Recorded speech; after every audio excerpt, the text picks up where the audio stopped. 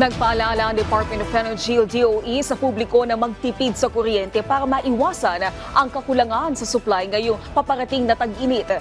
Hinihikayat ng DOE ang publiko na iwasan ang paggamit ng high energy appliances tuwing peak hours o mga oras na sabay-sabay ang konsumo ng kuryente na kadalasan ay sa pagitan ng alas 11 ng umaga hanggang alas 3 ng hapon at alas 6 ng hapon hanggang alas 9 ng gabi. Payo rin ng ahensya na tiyakin ang maintenance o paglilinis sa mga appliances tulad ng aircon para sa mas epektibong konsumo ng kuryente. Sa ganitong paraan, hindi ma-overload ang operasyon ng mga power grid.